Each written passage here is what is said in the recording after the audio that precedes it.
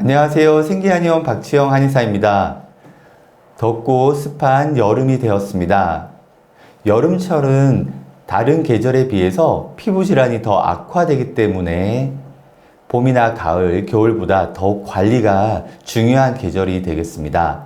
이번 영상에서는 여름철 지루성 피부염의 관리 방법을 주제로 설명을 드리겠습니다.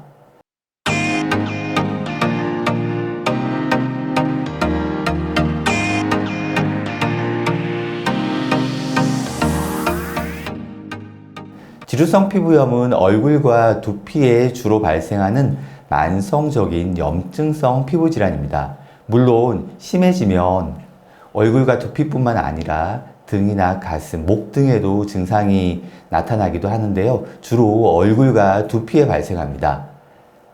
그런데 얼굴과 두피는 다른 부위에 비해서 여름철에 특히 열 손상이 심하게 나타날 수 있는 그러한 부위입니다. 지루성 피부염으로 고생하시는 분들은 아마 다들 공감하시는 경험이 있을 겁니다. 그것은 바로 여름철에 조금만 더워지기만 하면 지루성 피부염이 악화되는 것입니다. 그래서 여름철 지루성 피부염 관리의 핵심이 바로 열을 관리하는 데 있는 것을 강조드리고 싶습니다. 얼굴과 두피에 열 자극이 조금이라도 심해지지 않도록 관리하는 것이 바로 핵심 중의 핵심입니다. 우리 피부의 정상적인 생리는 땀 배출을 통해서 열에 의한 피부 손상을 방지하고 체온을 조절하는 그러한 시스템입니다. 하지만 지루성 피부염 환자분들은 유난히 땀이 잘 배출되지 않는다는 특징이 있습니다. 특히 얼굴에서 그리고 두피에서 땀이 잘 나지 않는 경우가 많습니다. 그래서 유난히 더운 여름철이면 열에 의한 손상으로 지루성 피부염 환자분들은 고통을 받게 되는 것입니다. 결론적으로 여름철 지루성 피부염 관리의 핵심은 바로 쿨링이라고 말씀드릴 수 있겠습니다. 쿨링은 매우 다양한 방법을 통해서 할 수 있습니다. 누구나가 집에서 가장 쉽게 할 수 있는 방법을 먼저 소개해 드리겠습니다. 아마 다들 잘 알고 계시는 내용일 겁니다. 바로 차가운 물수건 찜질과 얼음 찜질입니다. 혹은 시원한 생리식염수 팩을 하셔도 좋겠습니다. 하지만 직장에서는 이렇게 관리하는 것이 어려울 수 있습니다. 그렇다면 직장에서는 어떻게 쿨링을 할 수 있을까요? 직장에서는 작은 선풍기를 활용하는 방법을 소개해 드리겠습니다. 손 선풍기를 이용하거나 책상 위에 작은 선풍기를 올려놓고 활용하시면 쿨링에 도움이 되겠습니다. 그게 뭐 효과가 있겠냐라고 생각하실 수도 있겠습니다만은 직접 한번 해보시면 확실하게 효과를 느끼실 수 있을 겁니다.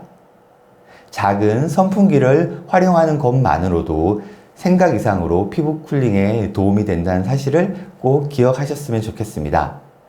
그리고 이러한 선풍기는 집에서 주무실 때도 활용을 하면 도움이 됩니다.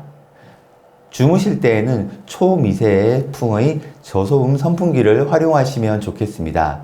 지루성 피부염 환자분들 중에는 신경과적인 증상을 동반하는 그러한 분들이 많습니다. 이러한 분들은 소음이 발생하는 선풍기를 사용하면 오히려 깊은 수면에 방해가 될 수 있기 때문에 주의를 하셔야겠습니다. 또한 수면 시에는 에어컨이나 제습기를 활용해서 얼굴 피부뿐만 아니라 몸 전체의 피부 자체를 약간 시원하게 관리하는 것이 도움이 됩니다. 다만 감기에 걸리지 않는 범위 내에서 적당히 시원하게 하는 그러한 지혜가 필요할 것입니다. 특히 주무시기 직전에 냉팩이나 시원한 생리식염수 팩을 통해서 얼굴의 피부 온도를 떨어뜨리는 것이 좋습니다. 여름철에는 시원하게 1일 1팩을 실천하는 것이 지루성 피부염 관리에 굉장히 좋은 습관이라고 말씀드릴 수 있겠습니다. 그리고 다음으로 여름철 화장품 사용에 대해서 설명을 드리겠습니다. 화장품 개수는 최대한 줄이시는 것이 좋습니다. 특히 여름철은 화장품 사용 자체를 제한할 수 있는 거의 유일한 계절이기도 합니다. 건조한 가을이나 겨울에는 피부 당김 현상과 피부 건조감이 너무 심해서 어쩔 수 없이 화장품을 사용하셔야 합니다. 하지만 가을, 겨울에 비해서 여름철은 피부 자체의 건조감이 덜하기 때문에 화장품을 아예 끊어볼 수 있는 유일한 계절이 바로 여름입니다. 이게 너무 극단적인 방법이 아닌가라고 의문이 드는 분들도 계실 겁니다. 하지만 실제 치료를 진행하시는 분들 중에는 화장품 사용 자체를 중지한 여름철에 빠르게 회복되는 경우가 많았습니다. 지루성 피부염 치료와 관리에 있어서 화장품 사용은 득보다는 실이 될 확률이 훨씬 높습니다. 약보다는 도구로 작용할 수 있다는 사실을 기억하시면 좋겠습니다. 그런데 도저히 화장품 사용을 중지하기가 어렵다, 이러한 분들도 계실 겁니다. 이러한 분들은 알로에 수딩젤을 사용해 보시라고 권해드리고 싶습니다. 알로에 수딩젤 하나만으로도 피부의 건조감이나 당김 증상을 충분히 조절하실 수가 있겠습니다. 그리고 다음으로 자외선 차단제에 대해서 설명을 드리겠습니다. 여름철은 자외선 차단제의 사용이 많아지는 계절이죠. 여름철에는 매일 반복해서 자외선 차단제를 사용하시는 분들이 많으실 겁니다. 하지만 자외선 차단제는 지루성 피부염을 악화시키는 정말 중요한 요인 중에 하나입니다. 이 사실을 모르시는 분들이 의외로 많습니다.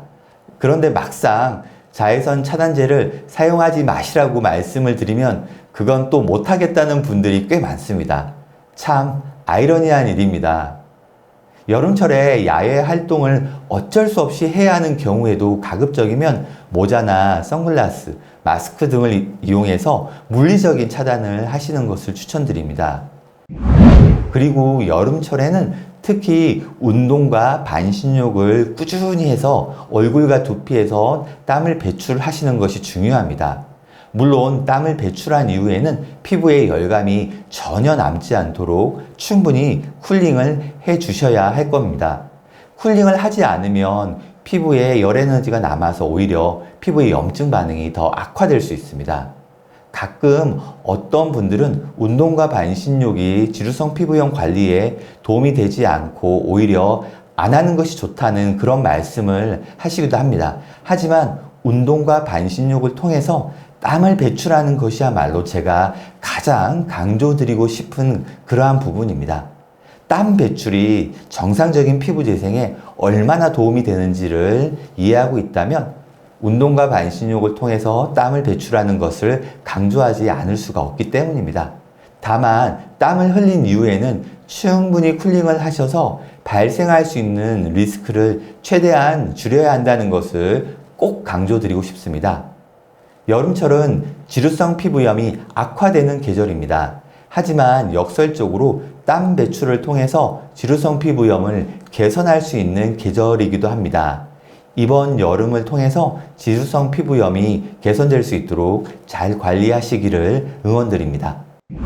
이번 영상에서는 여름철 지루성 피부염 관리를 위한 방법을 소개해 드렸습니다. 영상을 보시고 궁금하신 점은 댓글로 남겨주시면 답변 드리겠습니다. 이번 영상이 도움이 되셨다면 구독, 좋아요, 알림 설정 부탁드립니다. 시청해 주셔서 감사합니다.